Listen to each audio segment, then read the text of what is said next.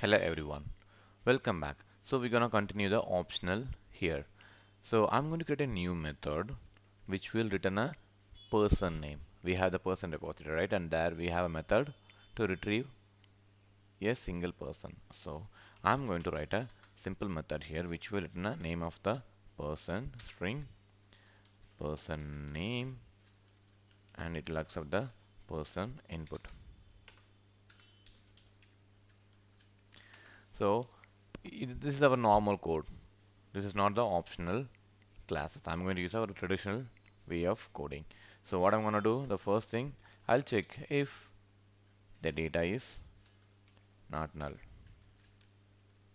So then what I'll do, I will return person dot get name.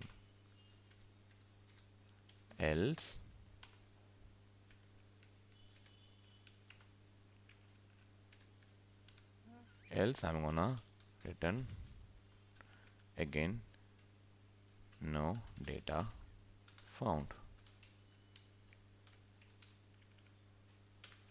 Okay. So let me run this method and see what is the problem when you're dealing our traditional way of checking.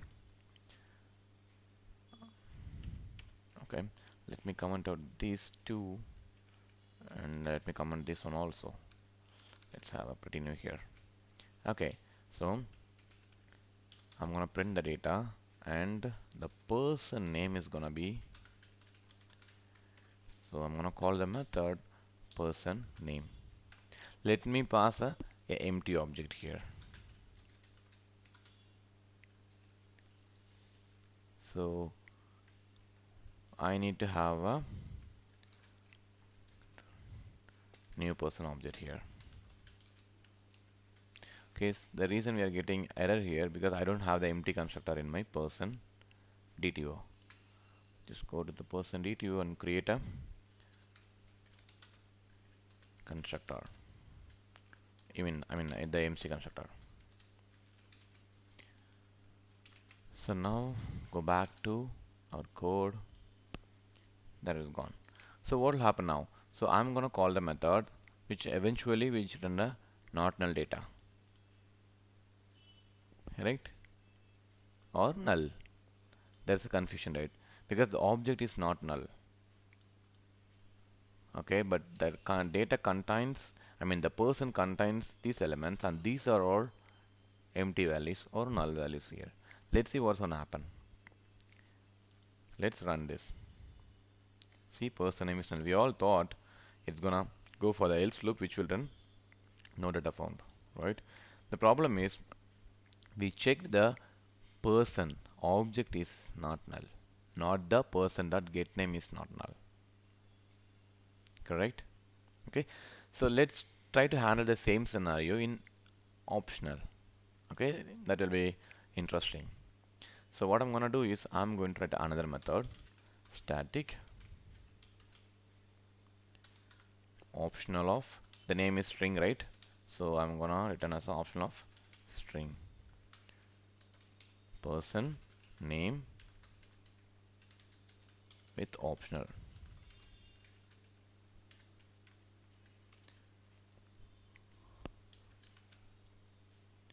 Okay, so here what I'm gonna do is I'm going to pass the optional person.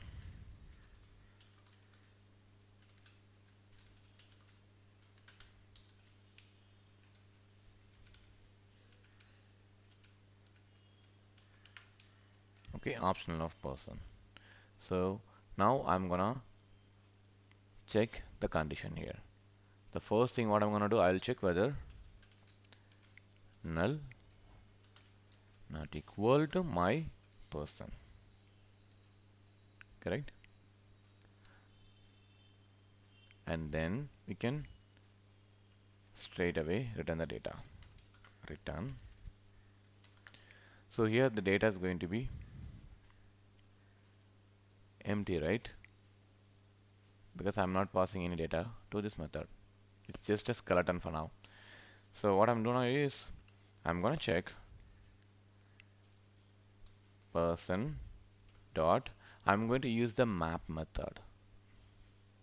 Okay, so map method, this is not the method which we used under the stream map. This is a optional map which will help us to organize the object again, like the class reference.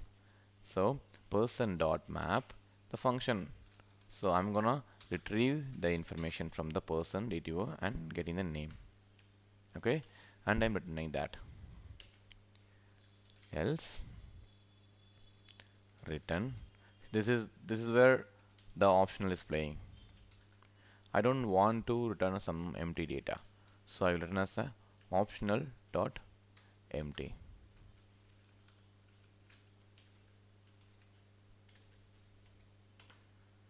Okay, so this looks pretty clear, right?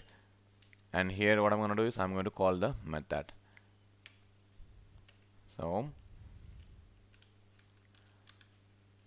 I'm going to retrieve as optional of string, right? Optional of string, person name equal to the method I'm going to call person with optional, correct?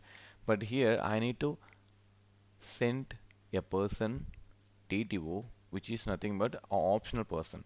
But if you go to the person repository, we don't have the method which will return a option of person. Okay, so let's create one method here. So here I'm going to return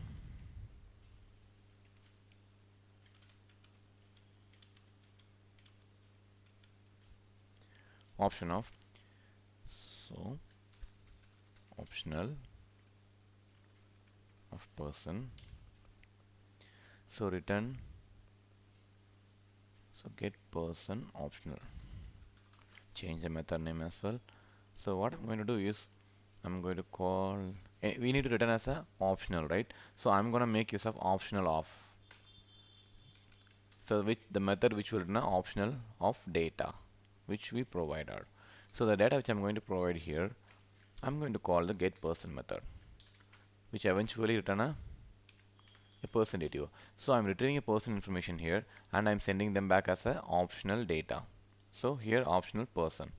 Okay, let's go back to our example and here let's call the person repository dot get person optional. Okay, let's run this method and see what is the proper outcome for this. So run it. The person name is null. Okay, okay, so we didn't print the data, right? So I'm going to print the name also. I mean the name, the outcome. So the person name is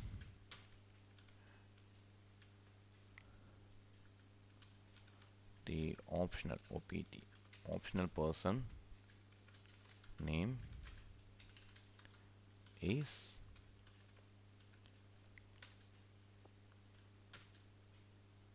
person name. It will, okay, person name. So the person name which will return an optional of string, I want to retrieve the data. So I'm gonna use the get method here. Okay, let me comment this one out and run it. Now you can see the optional person name is John.